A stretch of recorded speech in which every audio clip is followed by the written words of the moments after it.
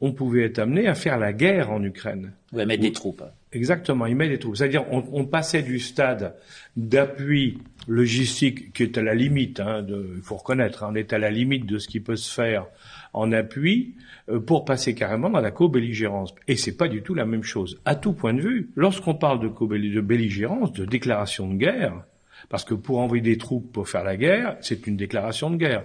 Alors on va me dire, bien sûr, certains vous diront, ah mais non, quand on a fait Barkhane en Afrique, c'était pas la guerre. On a fait l'Algérie, c'était pas la guerre.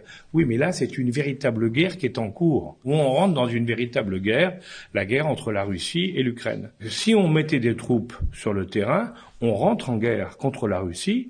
Et là, il y a deux choses. D'abord, première, c'est il faut un vote du Parlement. Or, aujourd'hui, je ne suis absolument pas sûr qu'un vote au Parlement réel, un vote au Parlement aboutirait à faire une déclaration de guerre à la Russie.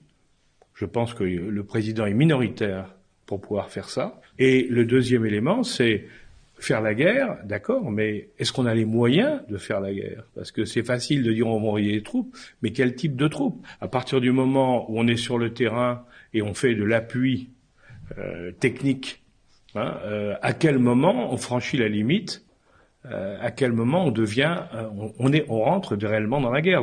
Donc on est dans un jeu extrêmement dangereux. Alors le ministre des Affaires étrangères a dit, je crois, que même si on envoyait les troupes au sol, on dépassait pas la ligne de la co-belligérance. Tout ça, c'est des gesticulations, parce que je retiens de l'autre côté le président Poutine qui répond en disant, ou non, plus exactement, un journaliste de la plus grande chaîne russe et qui pose la question à l'équivalent du 20h et qui dit mais le président Macron, quelle ville de France il veut voir raser en premier? Et on se dit, oui, là on est quand même en train de parler de choses sérieuses. Il faut quand même voir toutes les conséquences. C'est pas uniquement d'envoyer. Quand on envoie une troupe quelque part, il faut peser le pour et le contre, non seulement sur l'événement en lui-même, mais la suite de l'événement. Alors vous me direz, si on rentre dans le nucléaire, c'est une guerre mondiale.